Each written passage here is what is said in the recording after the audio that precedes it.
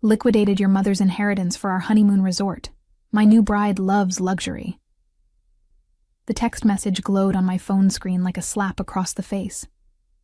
Below it, photos of my husband Troy and his 25-year-old secretary Bethany lounging on pristine Hawaiian beaches filled my screen. They were sipping colorful drinks with tiny umbrellas, her diamond ring catching the sunset light, a ring that cost more than most people's cars, paid for with money that should have been mine. My name is Karen Walsh, and I'm 47 years old.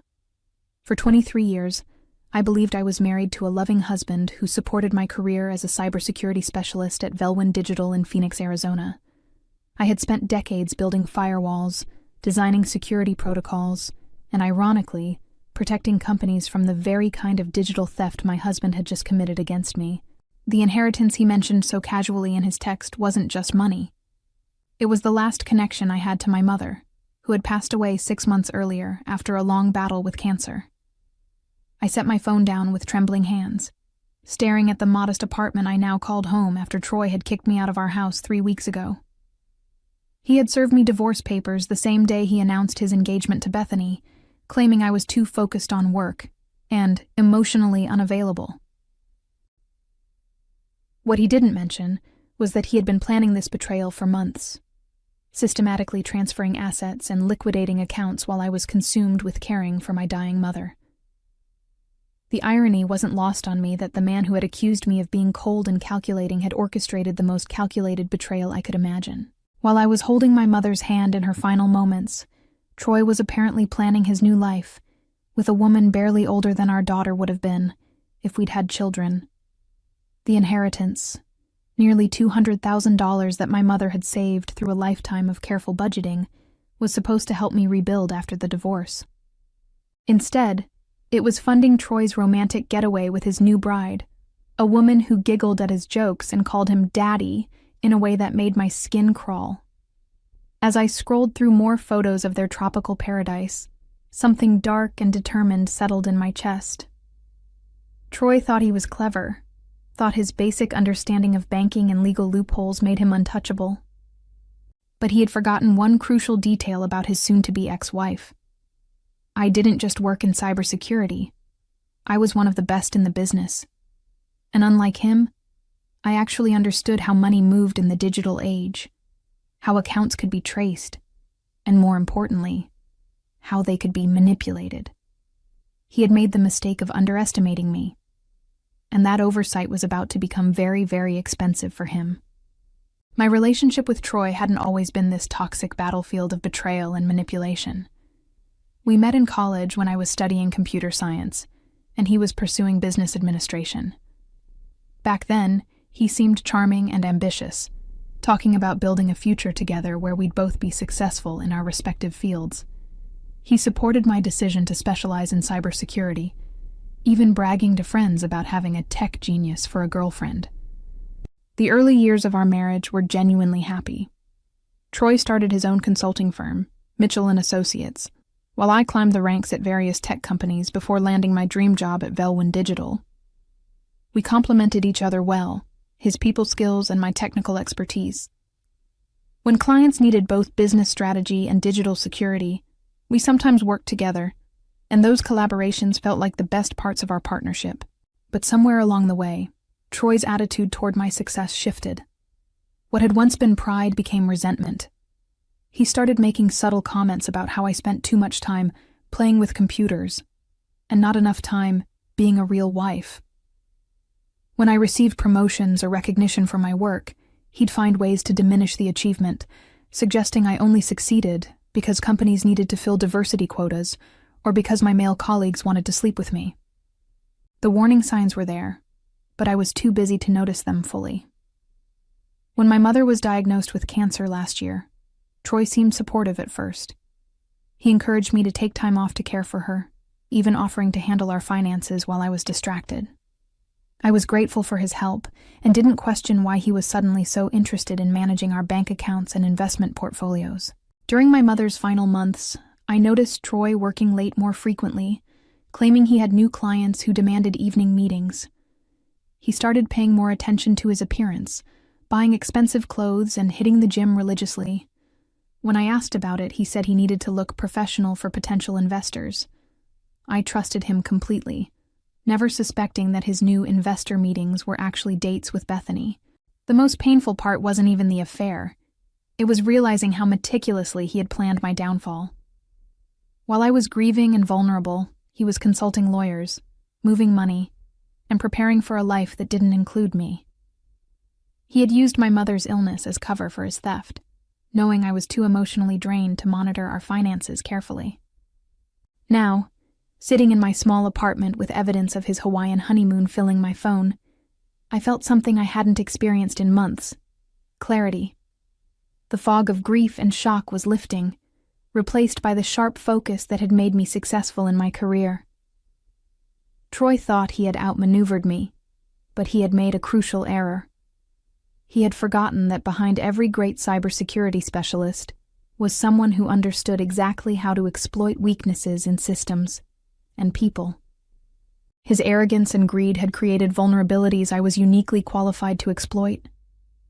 The devastating realization hit me like a physical blow when I finally logged into my laptop and began tracing the financial trail Troy had left behind. What I discovered made his text message seem almost quaint in its cruelty. The inheritance theft wasn't just about $200,000.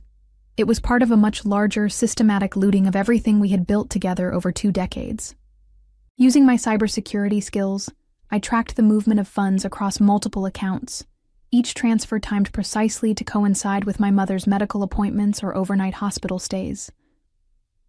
Troy had been planning this heist for at least 8 months, carefully moving money in amounts small enough to avoid triggering automatic fraud alerts, but large enough to devastate our shared assets. The inheritance was just the final piece of his puzzle. He had liquidated my retirement fund, cashed out our joint investment accounts, and even took a second mortgage on our house, all using forged documents bearing my signature. The man I had trusted with my financial future had stolen approximately $600,000 from me while I was watching my mother die. But the cruelest discovery came when I accessed our old email accounts. Troy had been corresponding with Bethany for over a year, and their exchanges revealed the true depth of his betrayal. They hadn't just been planning their affair. They had been planning their entire future using my money. Bethany's emails were full of excited chatter about the house they would buy, the trips they would take, and the business they would start together, all funded by what she cheerfully referred to as Karen's nest egg. In one particularly nauseating exchange, Troy had written, "Don't worry about the money, baby. She's so buried in code and caring for her sick mom that she doesn't even check the accounts anymore. By the time she realizes what's happening, we'll be married and living in Hawaii. What's she going to do? Hack us?" They had both found this hilarious, judging by the laughing emojis that followed. That last line echoed in my head as I sat in the darkness of my apartment, the glow from my laptop screen illuminating my face. What's she going to do? Hack us? Troy had meant it as a joke, a dismissive laugh at the idea that his computer nerd ex-wife could pose any real threat to their carefully planned paradise. He was about to find out exactly what I could do. I spent the rest of the night documenting everything, creating an irrefutable digital trail of Troy's theft. But evidence gathering was just the beginning. Over the years, I had developed certain capabilities in my cybersecurity work, tools and techniques that existed in legal gray areas, methods that were theoretically for defensive purposes, but could be repurposed for more aggressive applications. Troy thought he was clever, but he had made the fatal mistake of underestimating the woman he had betrayed. He wanted to know what I could do? I was about to show him the difference between stealing money and facing someone who could make that money disappear entirely. I tried to take the high road initially, believing that justice would come through proper legal channels. The morning after discovering the full extent of Troy's theft, I called the best divorce attorney in Phoenix and laid out my case with military precision. I had documentation, financial records, and a clear paper trail showing systematic fraud. It should have been an open and shut case. "I understand your frustration, Mr. Walsh," Attorney Jennifer Hayes said during our consultation. But the reality is that spousal financial misconduct cases are incredibly difficult to prosecute, especially when the assets were technically joint property.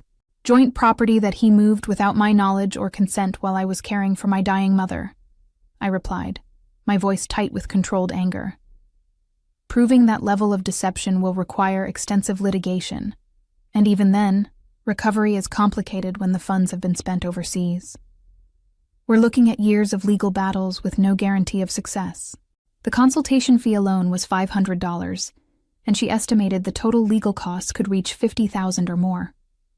Meanwhile, Troy and Bethany were posting daily updates from their Hawaiian paradise, my mother's inheritance funding their romantic dinners and couples massages.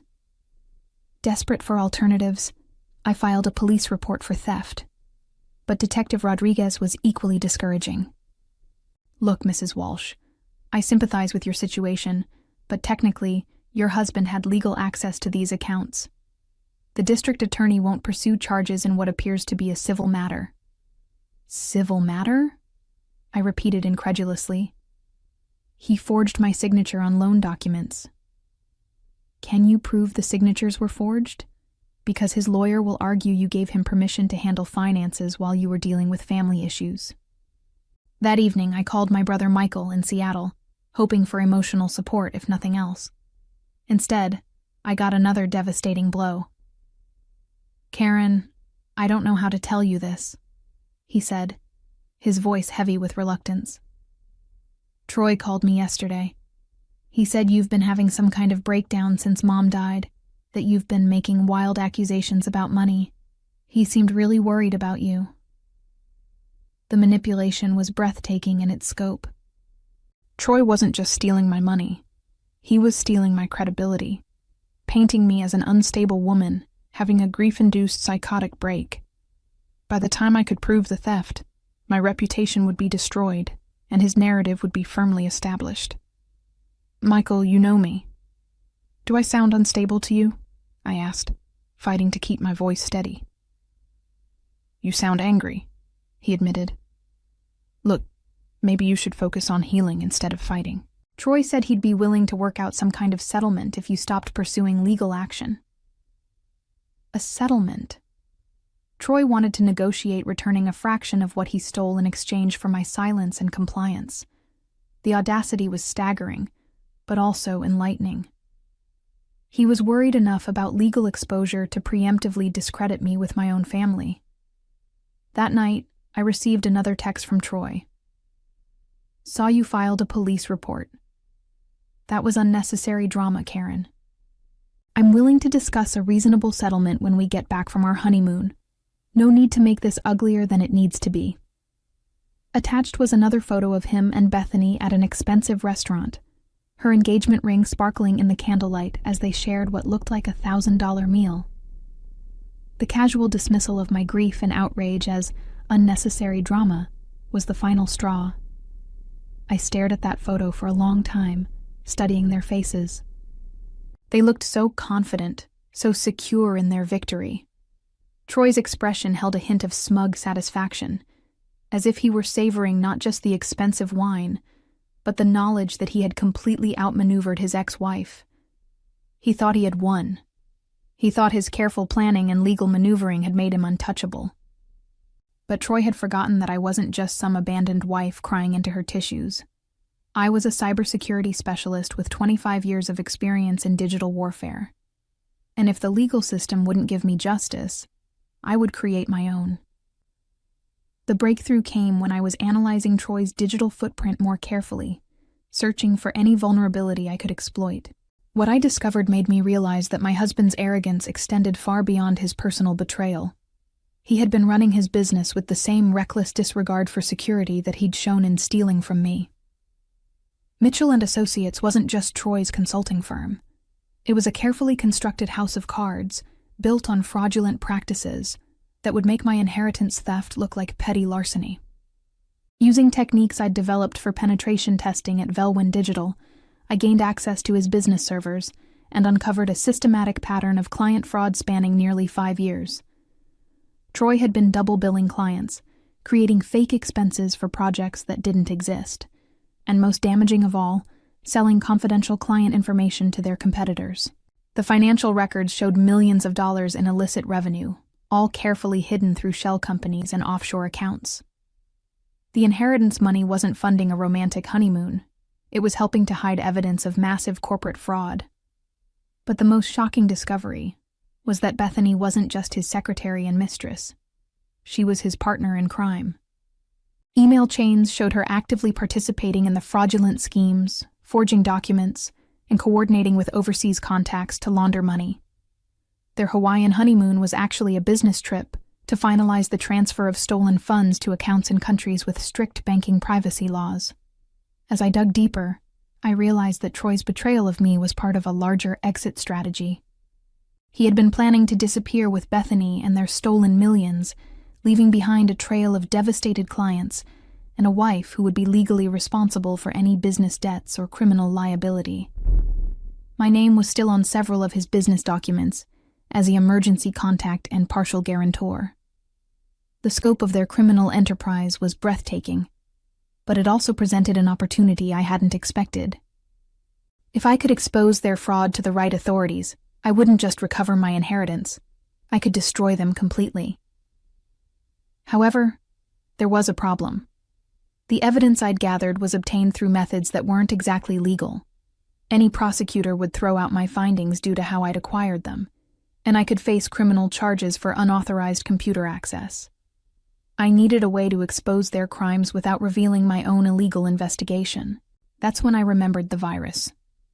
3 years earlier, I had developed a sophisticated piece of malware for a government contract, a program designed to infiltrate foreign systems and gather intelligence while appearing to be a routine software update.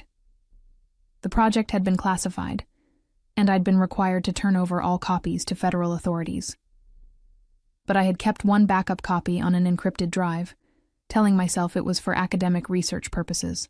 The virus was elegant in its simplicity. Once activated, it would systematically copy all files from infected computers and transmit them to a secure server, while simultaneously creating fake system logs to cover its tracks. More importantly, it could be programmed to trigger automatically when certain conditions were met, like when the infected computers connected to specific international banking networks. I spent the next 2 days modifying the code, creating a version that would activate when Troy's laptop accessed his offshore accounts. The beauty of the plan was that the virus would make it appear as though his own criminal activity had exposed him. The same security vulnerabilities he'd created through his fraud would be his downfall. All I needed was a way to install it on his computer remotely. Fortunately, Troy's arrogance had given me the perfect opening. He was still using the same email address and passwords he'd used throughout our marriage, never bothering to change them after our separation. The final piece of my plan required patience and perfect timing. I knew from their social media posts that Troy and Bethany would be returning to Phoenix in 3 days, and Troy would immediately need to access his business accounts to manage the legitimate portions of his consulting firm. That would be my moment to strike. But as I prepared to execute my plan, an unexpected complication arose. My phone rang at 2 a.m., displaying a number I didn't recognize. When I answered, a woman's voice spoke in rapid, panicked sentences. "Is this Karen Walsh? You don't know me, but my name is Patricia Lewis. I'm a client of your husband's firm, and I think you need to know what he's done to us." Patricia's story was heartbreaking and infuriating in equal measure. She was a widow in her 70s, who had hired Troy to manage her late husband's retirement investments. Over the past 2 years, he had systematically drained her accounts, claiming the money was being invested in high-yield overseas opportunities. She had only discovered the truth when she tried to withdraw funds for medical expenses and found her accounts nearly empty. "I called the police, but they said it was a civil matter," she said, her voice breaking. "He stole my husband's life insurance money, everything we worked for. I don't know what to do." "How did you get my number?" I asked, though I suspected I already knew the answer. "I hired a private investigator. He found out about your situation and said there might be other victims. There are at least 6 of us that we know about, all elderly clients he's been stealing from. We can't afford lawyers, and the police won't help." The conversation lasted over an hour, and by the end, I realized that my personal revenge had become something much larger. Troy wasn't just a cheating husband who had stolen my inheritance. He was a predator, targeting vulnerable seniors, destroying the financial security of people who couldn't fight back. Patricia gave me contact information for the other victims, and over the next day, I spoke with each of them. The pattern was always the same. Troy would gain their trust, convince them to consolidate their investments with his firm, then systematically loot their accounts while providing fake statements showing fictional gains. The total theft exceeded $4 million, money stolen from people who had worked their entire lives to build modest nest eggs for their retirement years. Some of them were now facing eviction, or couldn't afford necessary medications because of Troy's greed. As I listened to their stories, my anger transformed into something colder and more focused. This wasn't about personal betrayal anymore. It was about justice for people who had no other recourse. The legal system had failed them just as it had failed me, but I had capabilities they didn't possess.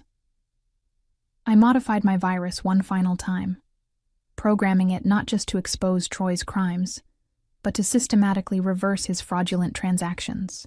The offshore accounts he'd worked so hard to hide would become the mechanism of his downfall, automatically transferring the stolen money back to his victims while simultaneously alerting federal authorities to his location and activities. The beauty of the plan was its poetic justice. Troy had used his victims' trust against them, exploiting their faith in his expertise. Now his own arrogance and technological ignorance would be his undoing. He thought he was safe in his Hawaiian paradise, but he had no idea that his next login would trigger a digital earthquake that would destroy everything he'd built. As I finalized the code, I felt a sense of purpose I hadn't experienced since my mother's death. Troy had made the mistake of targeting not just me, but innocent people who deserved better. He was about to learn that some fights choose you, and some enemies you simply cannot afford to make. Troy's return to Phoenix was announced with typical arrogance. A social media post showing him and Bethany at the airport, tan and relaxed, with the caption, "Back to reality, but what amazing memories we made with the money we earned." The casual cruelty of that word choice, earned, made my finger hover over the activation key for the virus. I waited until exactly 9 a.m. on Monday morning, knowing Troy's habits well enough to predict when he'd check his business accounts. My laptop showed 3 screens, one monitoring his network activity, one tracking the offshore accounts, and one displaying the FBI's financial crimes tip line, which I had already contacted with an anonymous report about suspicious international transfers from Mitchell and Associates. At 9:17 a.m., Troy's laptop connected to the First International Bank of Cayman Islands. The virus activated instantly. Within minutes, the malware had copied every file on his computer and begun systematically reversing the fraudulent transfers that had devastated his elderly clients. Patricia Lewis's stolen retirement fund was the first to be restored, followed by the other victims in order of their financial desperation. The virus worked silently and efficiently, using Troy's own access codes and authentication to make the transfers appear legitimate. But the real masterstroke was what happened next. The virus simultaneously triggered automated fraud alerts across multiple international banking networks, flagging the sudden movement of millions of dollars as suspicious activity. Within 30 minutes of Troy's login, federal investigators were receiving real-time notifications about potential money laundering operations traced to his business. My phone buzzed with a text from Troy. "Something's wrong with my computer. All my files are corrupted. Do you know any tech support people?" The irony was delicious.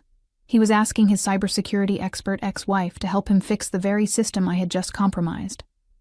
I replied, "Have you tried turning it off and on again?" 20 minutes later, another text. "This is serious, Karen. Someone's hacked my accounts. I need professional help." "That does sound serious," I responded. "Maybe you should call the police." The dominoes fell faster than I had anticipated. By noon, Patricia called me in tears, not of sorrow this time, but of relief. "Karen, I don't understand what happened, but my money is back," she sobbed into the phone. "All of it. It just appeared in my account this morning with a note saying the bank had discovered fraudulent activity and reversed the transactions. Similar calls came from the other victims throughout the day. Elderly clients who had been facing financial ruin were suddenly whole again, their stolen retirement funds mysteriously restored. The FBI's Financial Crimes Unit was reportedly following several promising leads in what they described as a sophisticated international fraud scheme. Meanwhile, Troy's texts grew increasingly frantic. "The FBI is at my office," he wrote at 3 p.m. "They're seizing everything. This is insane. Someone set me up." I replied, "That's terrible. I hope you have a good lawyer. They're saying I stole millions from clients. That's impossible. The money was in legitimate offshore investments." "Offshore investments?" I texted back. "That sounds complicated. Maybe you should have been more careful about your digital security." The news broke that evening. Local media ran the story with the headline, "Phoenix business owner arrested in multi-million-dollar fraud scheme." Troy's mugshot showed a man who looked nothing like the confident figure from the Hawaiian beach photos. His face was pale and confused, his expression that of someone who genuinely couldn't understand how his carefully constructed world had collapsed so completely. Bethany was arrested the next morning at Sky Harbor Airport, apparently attempting to board a flight to Brazil with a suitcase full of cash and jewelry. Her Instagram account, which had been documenting their luxurious honeymoon just days earlier, was suddenly filled with panicked posts claiming innocence and blaming Troy for manipulating her. The final text I received from Troy came from the county jail. "I know this was you somehow. You destroyed me." I replied, "I'm just a grieving widow who lost her inheritance." What could I possibly have done? The federal investigation revealed the full scope of Troy and Bethany's criminal enterprise within weeks. Prosecutors found evidence of fraud totaling over $4 million, tax evasion, money laundering, and identity theft. The sophisticated nature of their offshore banking network suggested connections to organized crime, which elevated the charges to federal racketeering violations. Troy was sentenced to 15 years in federal prison, while Bethany received 8 years after agreeing to testify against him. Their assets were seized and liquidated, with the proceeds distributed among their victims. The Hawaiian resort they had planned to purchase was sold at auction, with the proceeds going toward restitution payments. Most satisfying was learning that their elaborate wedding, funded with stolen money, had been annulled when Bethany's testimony revealed she had been married to someone else throughout their entire relationship. Troy's dream of a new life with his young bride had been built on lies from the very beginning.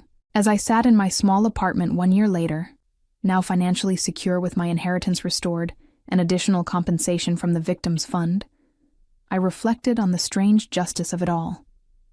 Troy had taught me something valuable about the nature of revenge. Sometimes the most devastating punishment comes from simply allowing people to face the consequences of their own choices. The virus had merely accelerated the inevitable collapse of a criminal enterprise built on greed and arrogance.